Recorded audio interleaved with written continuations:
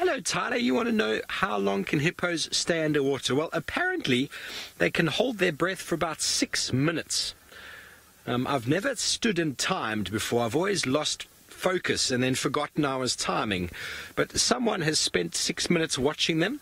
But I've even heard stories of up to 9 minutes. So I suppose it really depends on the time and on the day and on the hippo. Oh, a little Egyptian goose landed here and gave the hippos a little bit of a fright. There we go. Ooh, hello. A little bit of argy-bargy happening over here. And you see his one side is a lot cooler.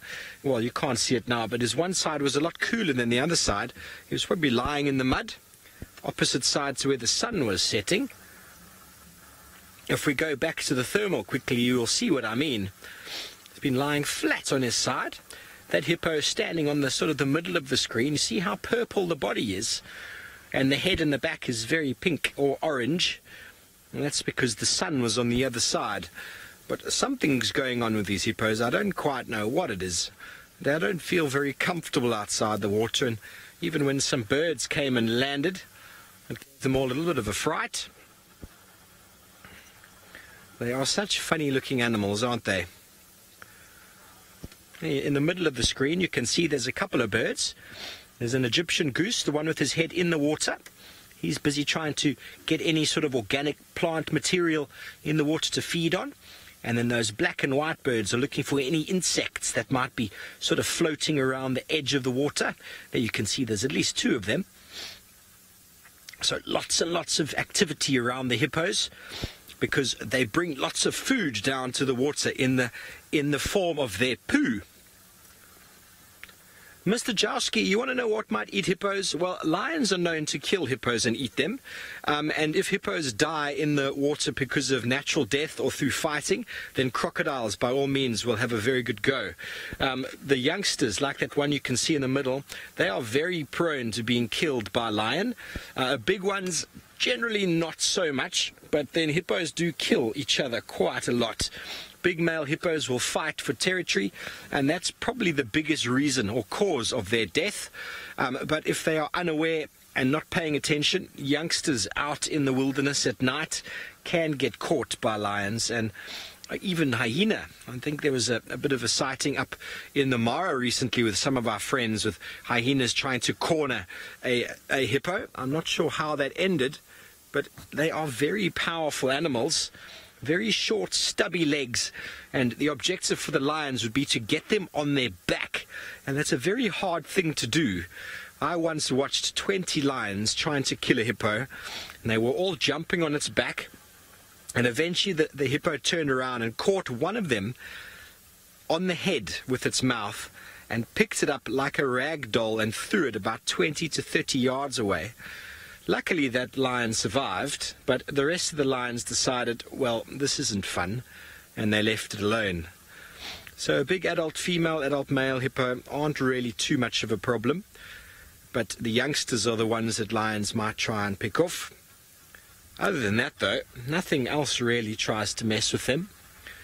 Every now and again, in drought conditions, when we get very little rain and the water goes down, that can be the biggest killer of hippos, is the lack of water, because they need water to keep their skin moist, and that is where they live. Well, fantastic. Lovely to see the hippos this afternoon. We're going to go back over to Ralph Kirsten, who's found a very common bird. Well, yes, and look at this very pretty bird here that we found also walking along the ground, and I'm just following him because he's not very scared of me, and what he's doing is a little bit similar to what that hornbill was doing, the one that we call Zazu, but this one is a little bit more like a chicken, and this is called a crested francolin. And why is he called a crested francolin? Because he can put his feathers up on his head that it makes him look like he's got a little hat. But he's not doing it at the moment because he's just looking for food. And so he's scrounging around much like a chicken would at your home. And I'm just following him slowly, and I'm looking at him with my binoculars as well. And I can see that he's got lots of white bands on him, as well as very red legs. But he's going now a little bit into the bushes there, so he's hiding himself. Maybe he doesn't want me to see him anymore. But where are you going, little Franklin? Now, much like the pheasants that you might get in England or in America as well. And he's now disappearing a little bit off in there. I wonder if we can see him a little bit better. But I also use my binoculars, which helps me see very far. Looks like he's coming out again. Let me check with my binoculars. Oh, yes, there he comes. And you see he's a little bit orangey red around the neck as well. But look at those very red legs that he has. Wow. He's a very cute little bird, isn't he?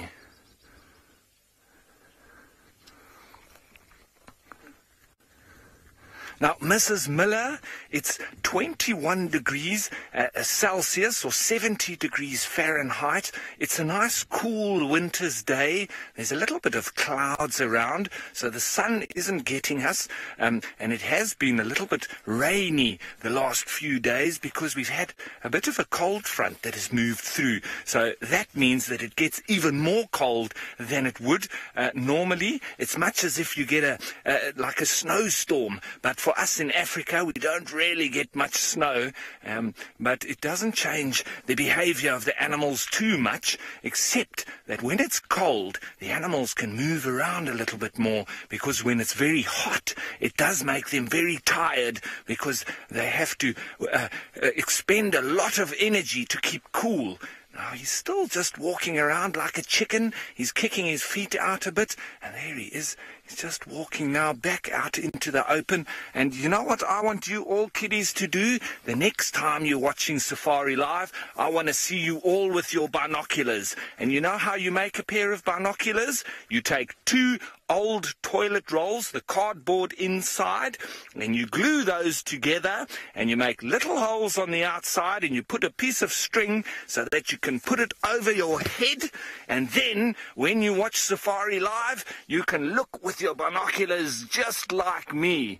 Okay? So, on the next show, I want to see you all with your binoculars so that you can help me look for the little birds. There he is. Let's use our binoculars. You can also use your hands and just make 2 rings and look through your binoculars. Let's look for the bird. There he is. Still just being like a little chicken. Elissa, this little bird can run faster than I would be able to run. If I had to try and chase him, I'll never catch him. So he can run faster than me, and I can run pretty fast. But this little guy is quite fast in that he can also get away from some of the predators here and the little cats that might want to have him for dinner. So he does need to be quite fast. And I would say he can probably run as fast as you can ride on your bicycle. The fastest you can ride on your bicycle, that's as fast as he can run. So he's pretty fast. And all the animals out here run faster than we can. Even Usain Bolt won't be able to run as fast as that little guy. And that's the fastest man in the world. Now, that little bird seems to be carrying on with his search for food, and I think I need to continue on the search for leopards. Well, good luck, Ralph. I hope you do find a leopard. We're also going to be going and looking for a leopard. We moved off from the watering hole in the hippos because we saw something on our way to the watering hole that we thought we'd come back to and show you. Are you ready for the largest land mammal in the world? Are you ready? Yes? It's that one with the really long nose. Here's one, just here on the left. I'm going to move a little bit further forward and get him in the open. There we go. Look at that. Boys and girls, here is an African elephant.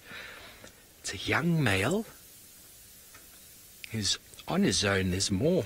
We saw more before. They're a little bit further on. We might catch up with him.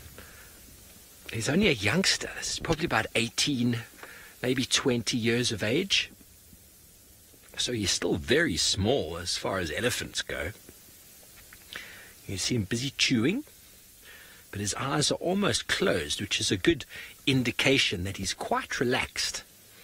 There he's using his very long nose. Don't know what he's feeding on right now. It almost feels like he's feeding on some fruits, but let's see what he picks up. He's able to use that. There we go. He's got some sticks. This time of year, the elephants like to feed on bark. The bark is that covering on the outside of the trees with lots of moisture and lots of nutrients inside. Let me move up a little bit more, Davy, and we might get him feeding. They are very selective in their feeding. They feed on everything. They feed on the roots, the leaves, the sticks, the fruits, and even grass. There we go. You can see him feeding now. He's putting the stick. Layla, you want to know how big their ears are? Well, the size of the ears, the front and the back of both of the ears, work out to be about 30% of the actual size of the elephant, the skin covering. So how big they are exactly? Probably about 1.5 meters, 1 meter across at the longest part, I would say.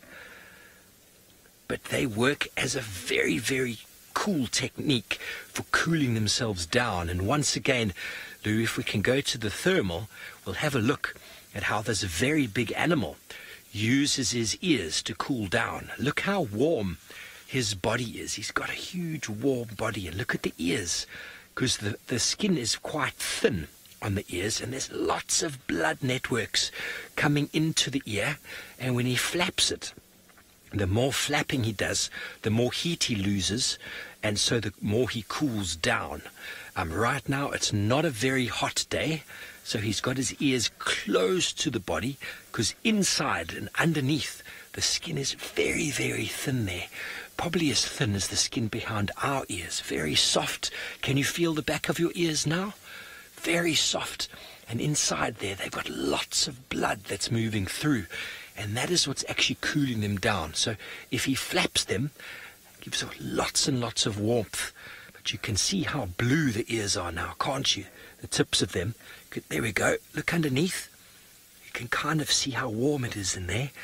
Because he's not that cold, he's holding his ears flat against the body so that he can not give off any heat, just like we do when we're a little bit cold. What do? We take our arms and we stick them into our armpits, don't we?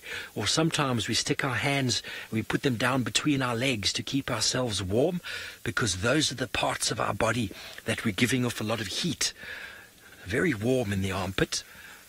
And the elephant, you can kind of think of his ear, behind the ear there, like an armpit. Okay, well, there we go.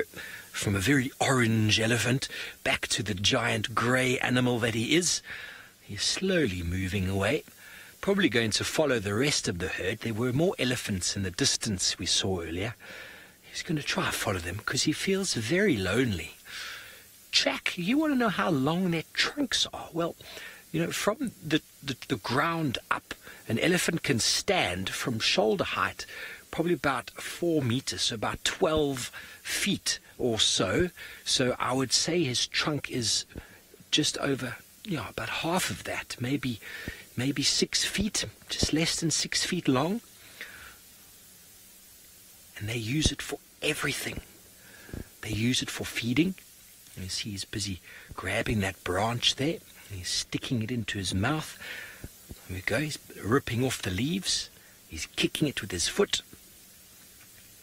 And then they also suck up lots of water into their nose, which they then push back into their mouth like an enormous straw. He's got a little bit of takeaway food. I don't know if you can see, there's a little bird following them. Oh, he's disappeared. There's a little bird following him. He's very brave following an enormous animal like that. Well, as this elephant moves off, I think we might be able to come around onto another road that's going that way and see if we can catch up with the rest of the herd, because that's the direction we want to go to follow up on a leopard that was seen earlier today. Very exciting afternoon. You've seen the hippos now. You've seen an elephant. I hope you're keeping a list of all the wonderful animals that we're showing you. Don't forget the birds as well.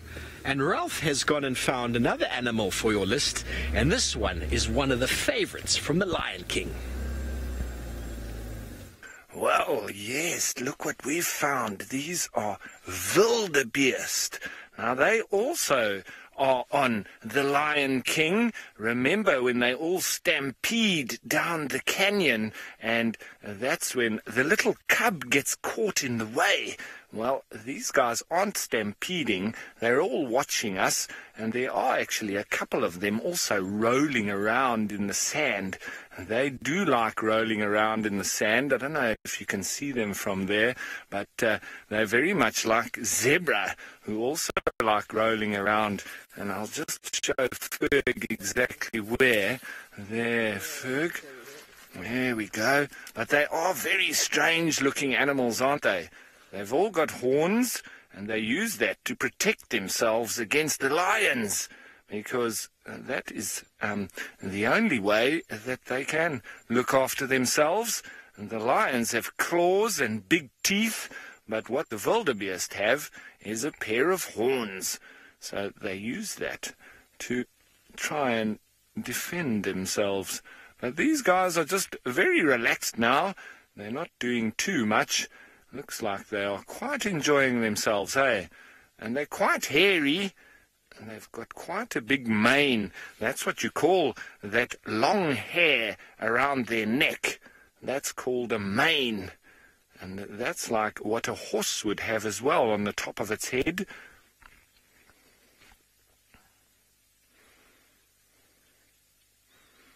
Now, sincere, wildebeest don't really attack other animals because they all gang up together and try and look after themselves against the lions. So you might have zebra and impala and some of the other animals all walking together, and they don't really fight with each other. The only ones that they fight with are the lions, because the lions try to eat them. But the lions also need to eat. So, well, that's just the great circle of life, isn't it? But these ones aren't getting eaten at the moment, luckily, and they're quite relaxed. They're just looking at us thinking, what are those strange things? All right, so hopefully these wildebeest aren't going to be got by the lions, but I hear that somebody has found some lions.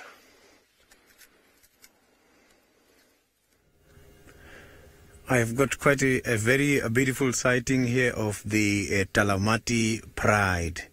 It's one of the prides in the area. We are right on the western side of the Juma Game Reserve, and they are very much relaxed. There's quite a few of them here. You can see one of them trying to clean herself there. This is what they do, the lions, when they're dirty. So they use the tongue in order to clean themselves. You can see it's quite a few of them. I'm not too sure how many they are in this area, but I've seen, I think, 4 to 5.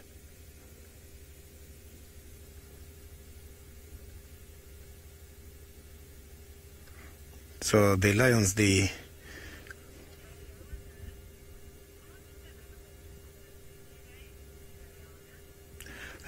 Diana, the animals don't get that very cold. If you can check, animals such as the herbivores, they spend their all day long feeding because they try to get energy. The food they are eating every day for long hours is the energy they are trying to have in order to survive against the cold. So lions, cats, mostly they do their activities when the temperatures are cool. So the lions get excited during these kind of temperatures. So normally by this time of the day, lions are sleeping completely flat. But I can see some of them are even more active, whereas some are still sleeping. So we are lucky to find that some of them are just relaxed with their heads up. These animals can sleep for about approximately 18 hours.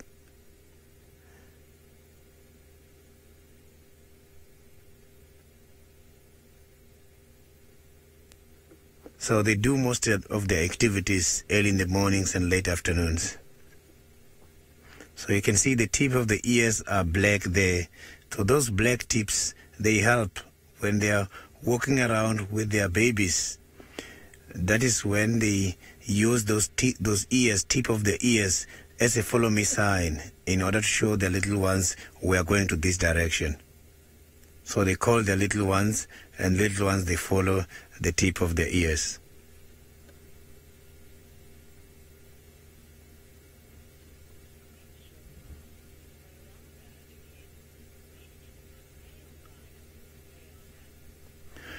The question from Diana, the males, I haven't seen them. I'm trying to check here, and I haven't spotted any of the males. But when it comes to the animals such as the lions, it's normal.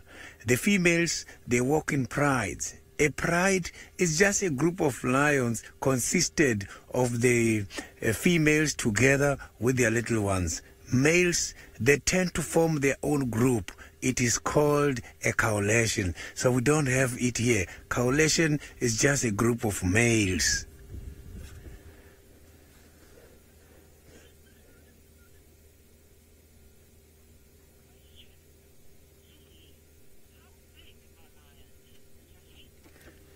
Lily, the lions can grow very big, and they can weigh up to 170, 190 kilograms. That is quite a very big cat. You can see the size of the head. This animal is big. It's one of the biggest cats. The males, when they're standing, you will see they are very much big. So these females, they are the ones which are responsible to bring food. So they go out and look for some food, and then they supply to their little ones. Even the males depend on these females.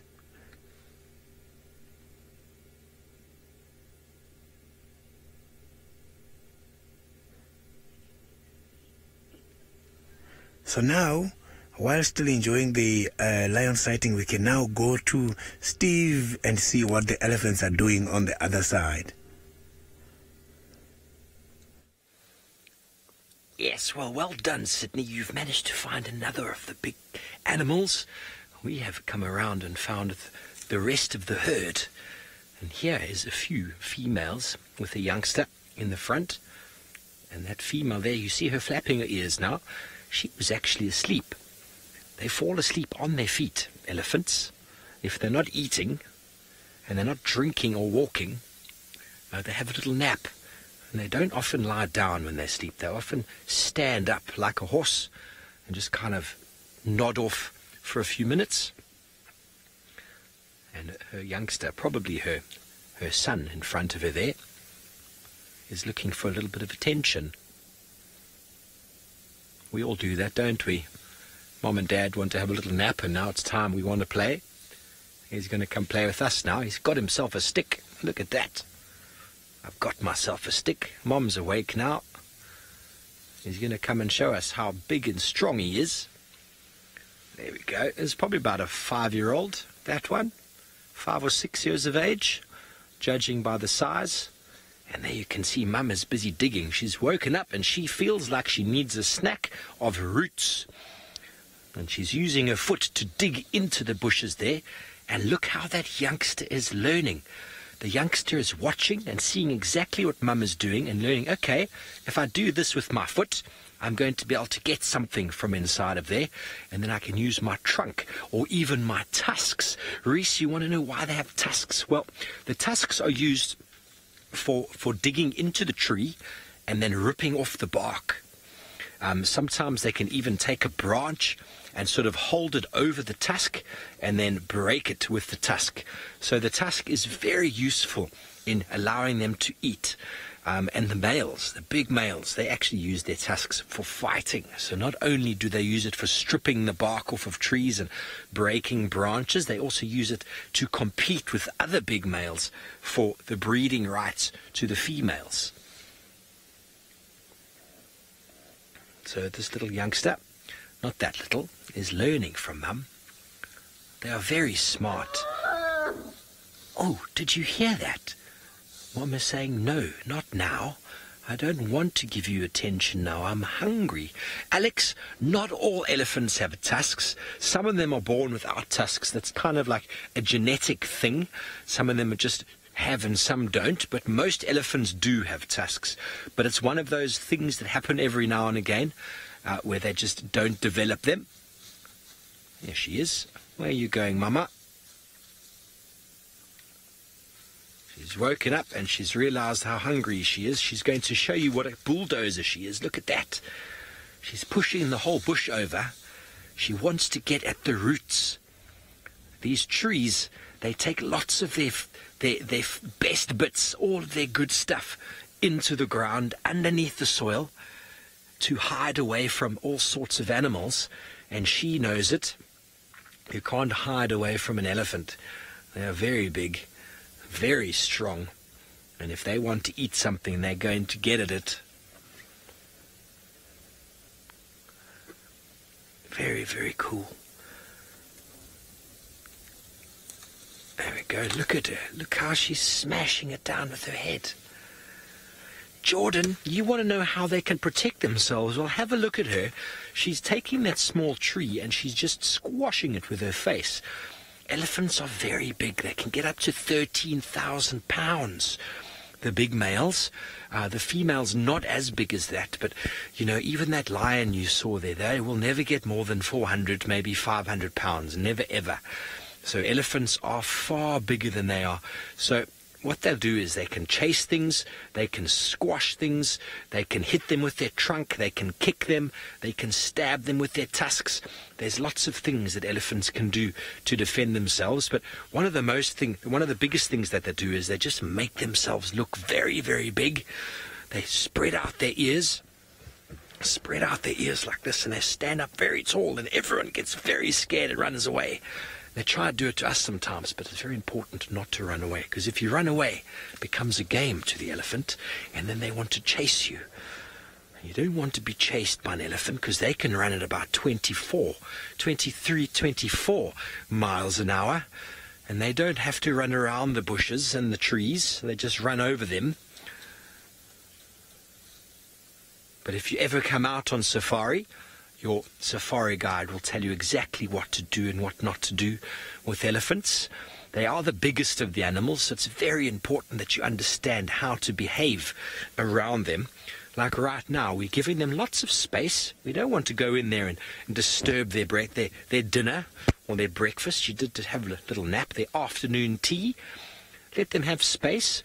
And if you don't sort of bother them and you don't chase their youngsters around, elephants can be very pleasant. They don't feed on meat, you see, so they're only feeding on leaves and branches. So essentially, if you leave them alone, they will leave you alone. Tommy, yes, they only eat vegetation, so seeds and fruits and branches and leaves and grass. So very vegetarian diet.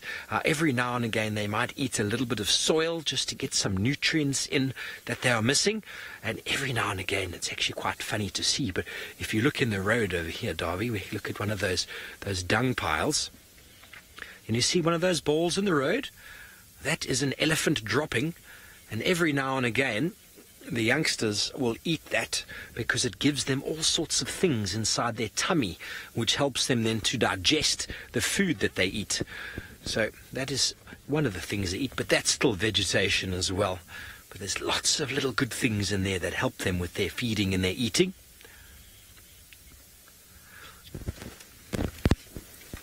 Okay, well, thank you very much to all the schools who joined us this afternoon. We've managed to show you some of the best and biggest of the animals out here in the savannah. I hope we get to see you again soon. Please do come back. Have a beautiful day, and we'll catch up with you soon. And while we say goodbye to you, we're going to be going back over to Ralph, who's trying to catch up with the little chief. Yes, well, I am trying to catch up with the little chief, but obviously we always stop for everything else in between. And I just want to welcome back all the regular viewers.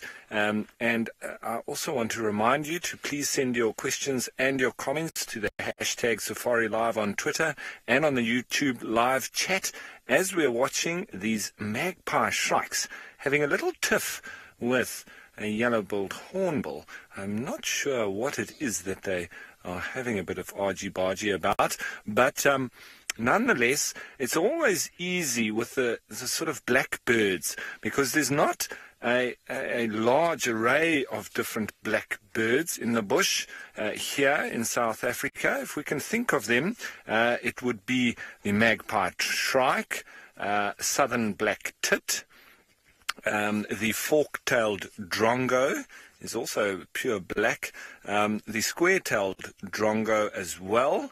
What else? The bigger one would be a black eagle, or the Verreaux's eagle. What else are there? If you think of any other black birds, maybe a red-winged starling is a little bit black with that red on the wing. Yes, thanks, Lou. She's saying the cuckoos. So if you think of any of black birds, send it to the hashtag Safari Live on Twitter. Which are the other black birds? So we do have some of those. I think the Class's cuckoo. No, he's got the green in him. Let's hear it from you guys. Which ones? There are, I know those cuckoos, but you can tell me as well. And so there's not too many black birds, and especially just with a little bit of white on it like that. We know the southern black tit is a little bit smaller, also with a white on him. So it's pretty easy to identify, but these guys got much longer tail than that of the southern black tit, and their call is quite different as well. Now, we're making our way towards Twin Dams. Right, Mafuta, you say the cuckoo shrike or the black cuckoo? Absolutely. Good one. Thanks, Mafuta. Yeah, so what else? Which other ones? Angie, you say penguin. Bobby, you say crow. Yes, absolutely. Well done, guys. Penguin and black, they also got white on them, but we wouldn't find them in this kind of habitat, but absolutely perfect. And there's a couple of other ones as well, so send them in to the hashtag Safari Live on Twitter. Right, I think I'm going to continue on. We are trying to look for Hosanna, otherwise known as the Little Chief, and we do know where he was this morning at Twin Dams, just hiding in a thicket there. So we're going to go see if we can catch up with him, if he hasn't moved. If he has, well, we'll just have to practice our tracking and trailing then, won't we? So I think it's time for us to move on, as these birds have moved on. And so while we're searching for leopards, let's head you on over to the lions.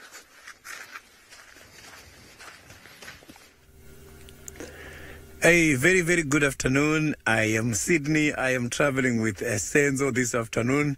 We are going to be with you on this drive. And for the questions and comments, you can follow us on Twitter, hashtag Safari Live, and also on YouTube chat stream. My plan for this afternoon is to look for the cats, but I'm lucky already. I've got some lions here with me. They seem to be very, very, very much relaxed. So far, I have only noticed the females.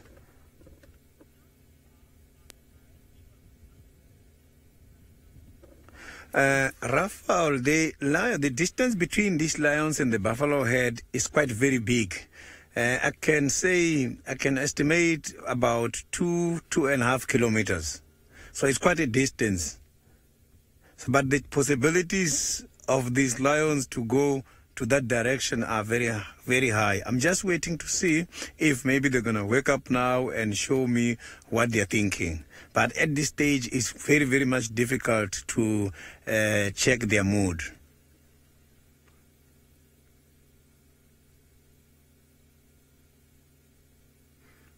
So, but if nothing is happening, if it's like this, I am going to leave. Yeah, if nothing is happening here, I'm going to leave the sighting, go and look for something else and come back again afterwards. Because I know the cats, they can spend much of their time just lying down like this. 18 hours is a lot, and I don't know how many hours they have spent so far relaxing here. Yeah, indeed, it is a very good sighting. To me as well, this is very much exciting.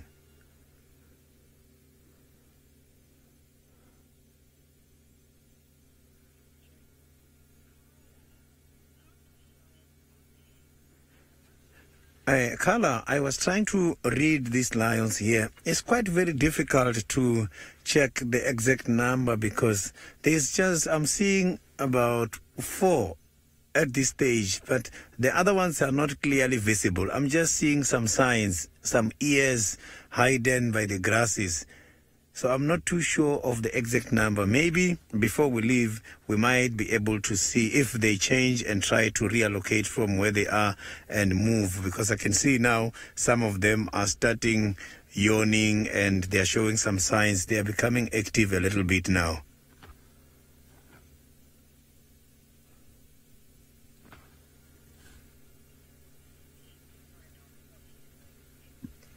So now let's go to Steve and find out what Steve is going to do now.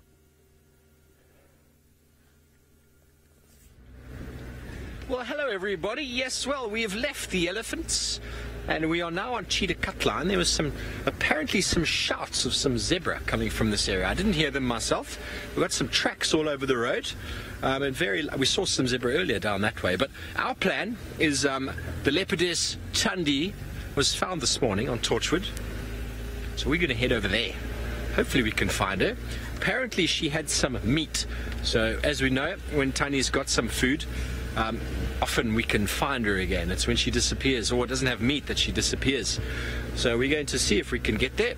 I'm going to take the next right in. I'm just driving quite slowly up here to see if I can hear or see anything of the alarm calls that I was directed towards. Nothing as of yet. We're going to go right here. This will take us directly towards Torchwood Lodge and then somewhere south. Just have to have a look on the map. Here we go. We're crossing into Torchwood. Woo! I haven't done this in ages. Just going to announce myself on the radio. Steve from Wild Earth crossing into Torchwood. Just happened. That just happened. That's only the 3rd time I'm coming here.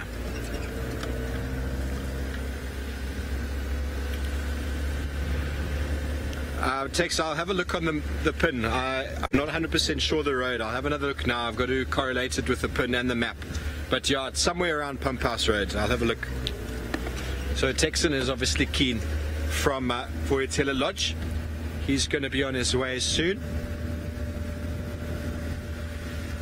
And hopefully we don't have any gremlins this afternoon. So far, so good.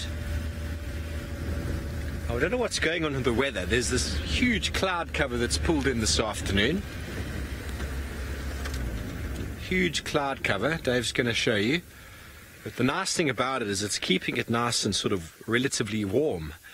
As soon as that cloud cover dissipates, there's been almost no solar radiation today. So as soon as the cloud cover dissipates, it's going to be brrr with a capital B. But don't worry, as you know, I've got enough layers to last me. Well, I hope I do anyway. Beautiful afternoon out in the African wilderness. What a day it's been so far. Lovely elephants. Sydney with some buffalo and the Talamati pride. I've yet to see them. And hopefully Ralph manages to relocate on Osana. So let's go over to him and have a listen. Well, I haven't been able to find Osana yet, everybody. But as we come through here, we can just see some animals through the bush over there. And that very characteristic white toilet bottom of a male waterbuck. Now, it looks like they're walking a little bit through the bushes there. They are a little bit nervous of us here. So let's just see if we can maybe get to see them again. I don't know if we will, but we can always try. They are quite nervous because we're on 2 feet. And we know that animals, especially the antelope, are rather scared of us. And when they see us, this very strange, upright walking animal. But let's just see if we can get through the bushes here a little bit and get another little view on them. I think we might be lucky that they find this bush here a little bit safe for them as well. It's between us and them, but they might have moved off altogether. Let's just have a look. See, there they are. We can see their bums through here, but they're going to start disappearing off. There they are. That's it. And there's one female there as well. She's now looking at us. That's quite nice, isn't it? Okay, so we've got a nose fig. If you come this way a little bit, you might see her a bit better. But there she is, watching us, watching her. Well done, Ferg. It's not easy pointing that camera through the bushes here and getting it right on the end of the zoom. So these cameramen have got some serious skills. And we've got a different set of skills. We are the guides, and the cam ops definitely have their work cut out for them, trying to get right in on these guys on a far distance like that as well. It's normally not easy. But as I say, you see, the security of having this thicket between us and them does make them calm down a little bit, and they can feel safe now that they can see us as well. You often see how the antelope can really want to see what a predator is up to, and that's what they think of us as well. I would have to say that we're, like a super predator, as a lion would be. So they're always very nervous of humans on two legs. All right, so speaking of super predators and those lions who love to sleep.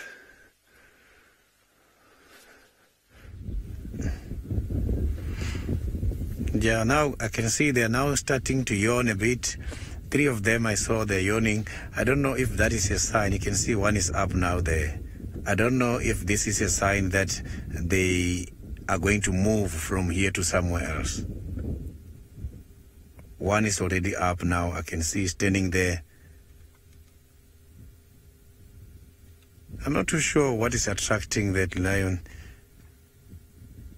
Oh, now there's a bit of movement.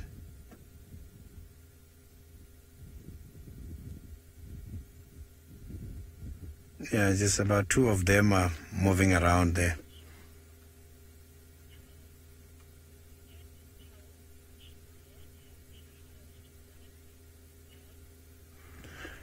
Yeah, at this stage it's very much difficult here to tell which one has got the highest rank here in this family.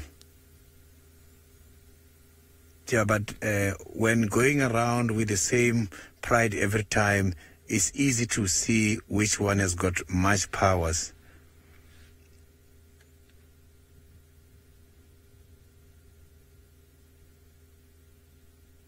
You can see there now the other one is licking the other one's back. That helps a lot in order to create the relationship between the pride. It helps to maintain the relationship. You can see another one is up now. Maybe they are seeing something that we don't see.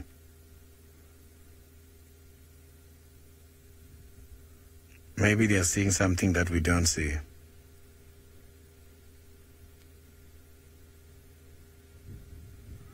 I'm just trying to check what is fascinating these lions here.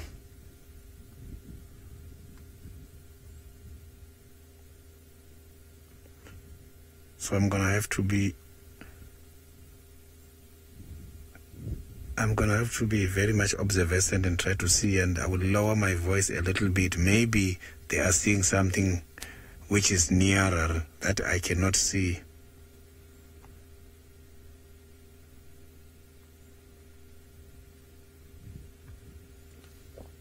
One of them is still lying down, not much interested on what is going on.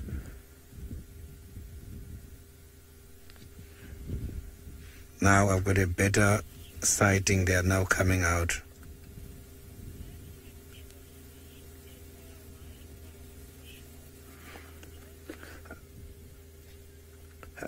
Rosenda, I have been interacting with lions for many years.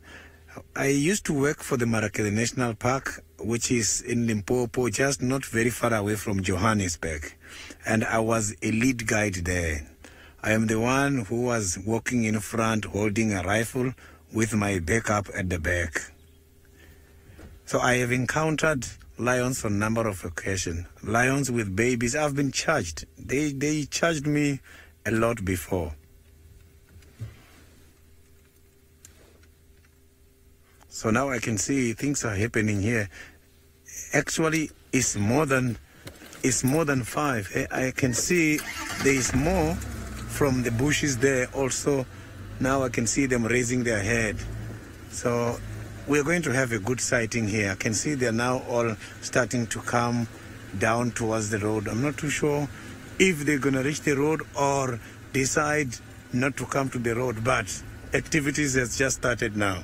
They are now very active and they are moving towards the eastern side of the reserve. I just want to see if they're going to come to our boundary. So there is the leading female there heading towards our boundary. Now the direction is they are all now entering the Juma Game Reserve. Here comes another one following. But there's no sign of any. Yeah, the one in front now is walking and stopping. Maybe there's something they're following. I am going to follow them and see what is it that they're trying to follow there.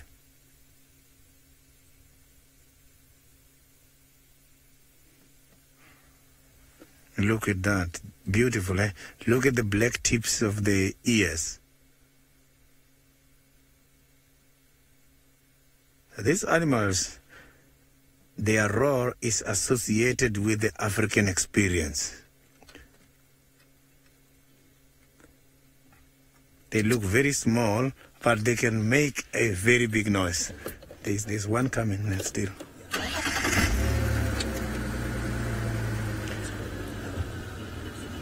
Yeah, the chances of hunting activities are very high considering the weather, and when I'm looking at their bellies, I can see that they don't really have much in their bellies.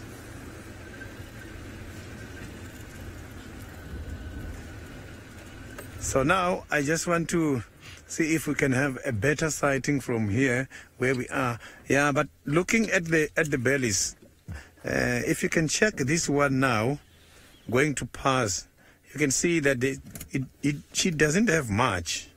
So I am not seeing any sign of too much food in that stomach. Remember, the hunting activities on cats is motivated by what is in the stomach.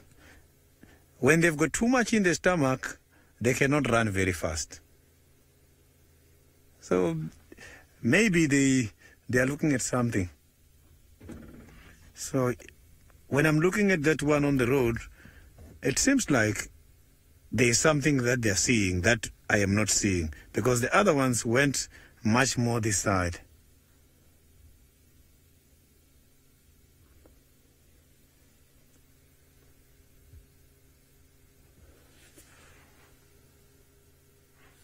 So it's quite a number of them here.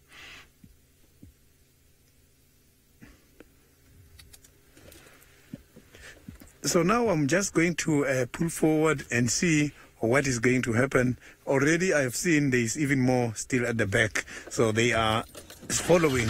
I think there's 2 at the back still coming to follow this one. So it's difficult to tell the amount of lions here by this pride at this stage. But as soon as I see them all, now we can go back to Steve and see if Thandi is found on the other side. Not yet, but you might have some luck, Sydney, with those lions. Wouldn't that be incredible to see the lions killing a buffalo? Well, they've been following them, so that's what they do. Lions in these areas seem to be quite specialized at buffalo, but no, we haven't quite found Thandi yet. I've followed the GPS point that brought us to the area, Okay, there's the tracks now. Did I turn around, Dave? I didn't, eh? Okay, here's some tracks right here, which might be the tracks that we are looking for. We didn't quite drive this far. So we're just going to have a little look around here. Vehicle's gone off just a little bit over here on the right-hand side. But apparently it was visible from the road, so we're just going to keep very slowly here. There are definitely some fresh vehicle tracks right here, which is what we were looking for. Apparently she had killed a small animal. I wonder if any of you out there can quickly hashtag Safari Live and let us know what you think Thandi might have gotten this time. Sorry, Davy. There's a little branch.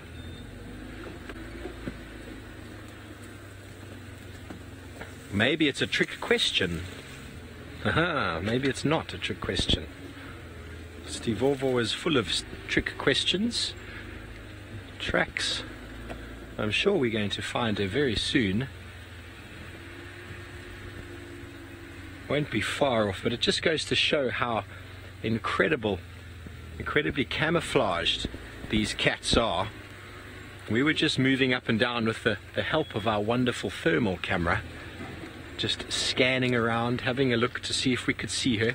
We spotted a small antelope just up there. I'm not going to say its name because it might give away your decisions on what you think she might have killed. Okay, so this track's going this way and this way, so I'm going to go straight first, have a look around this termite mound. What do you think, Davy? Look around this termite mound first and then come back to those tracks there. Where are you, young lady? She's not that young, is she? You know she likes termite mounds. And do we think Columba's going to be with her? Thandi, you've been very quiet since Sunday. We haven't seen Columba since last week sometime. Trying to remember when last we saw her. There go the tracks. Gone over this little stump here. We shall do the same. Okay, well, while we try and find Thandi, we're doing whatever she's doing. Let's go to Sydney. The lions are on the move. Welcome to the Unscheduled broadcast. I am Sydney, and now I am following some lions trying to...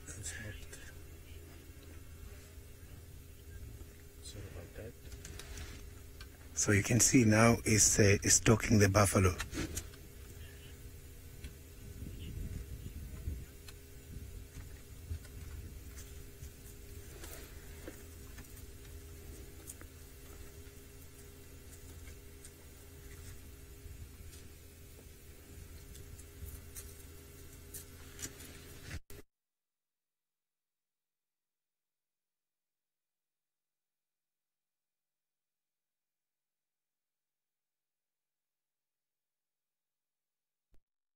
Okay, everyone, we're just coming down towards Twin Dams, and it sounds like Hosanna has crossed into Little Gowrie. So I think we might be a little bit unlucky, but I've just spotted an animal up here. I always get a little bit nervous because I thought it was buffalo, but it's not buffalo, it's wildebeest. So we don't need to worry too much. There they are, just ahead of us there.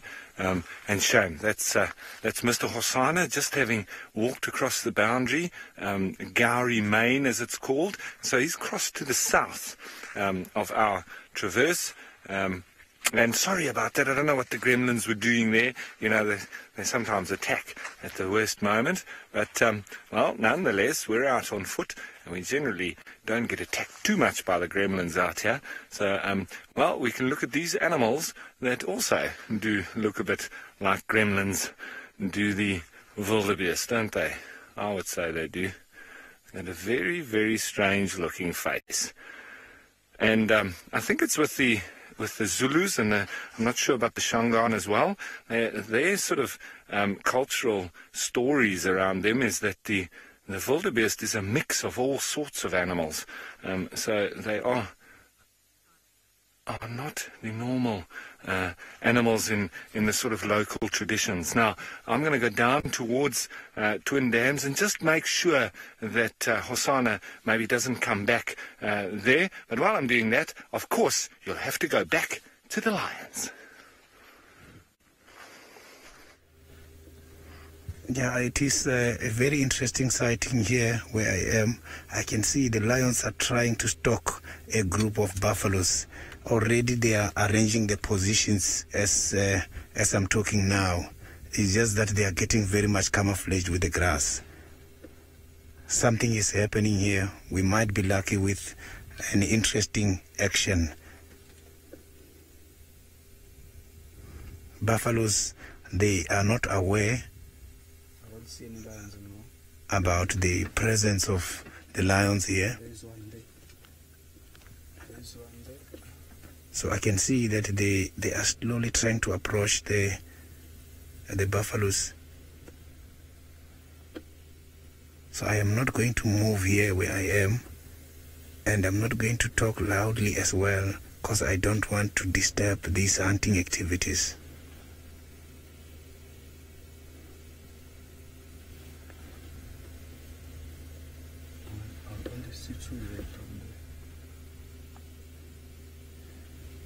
I can see the buffaloes are coming, and they're coming at a very high speed. So two are just waiting there.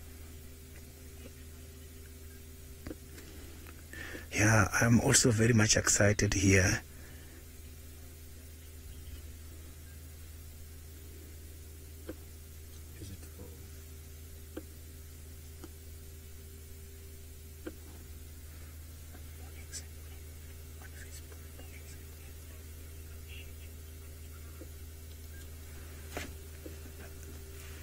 Good afternoon and welcome to the unscheduled broadcast. I have got some lion activities taking place here with me now, and for your comments and questions you can follow us on Twitter #SafariLive.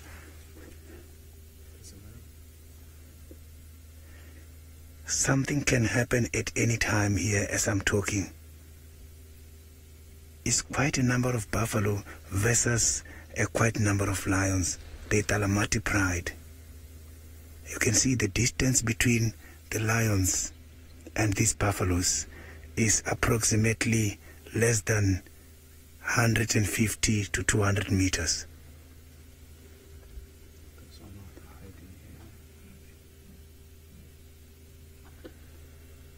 There is even something I heard now. I heard a leopard soaring.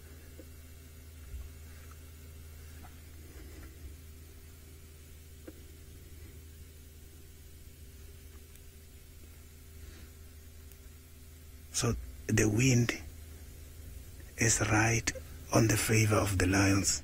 These buffaloes are definitely coming closer and closer, but I can see that they have not yet discovered the presence of the king of the jungle.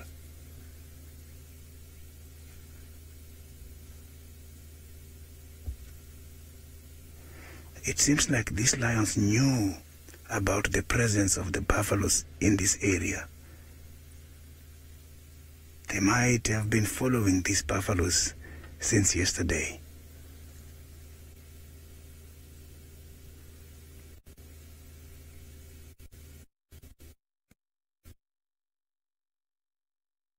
Getting a position.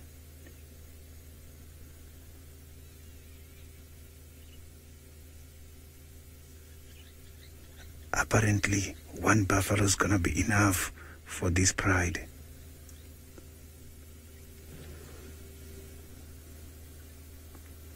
They are very stationary feeding, comfortable, not aware about what is happening in the surrounding.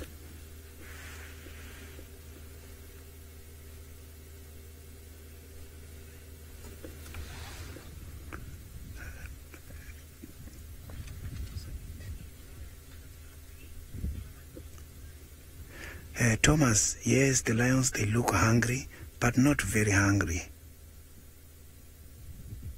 You can see another one is trying to have a position, is talking from the northern side.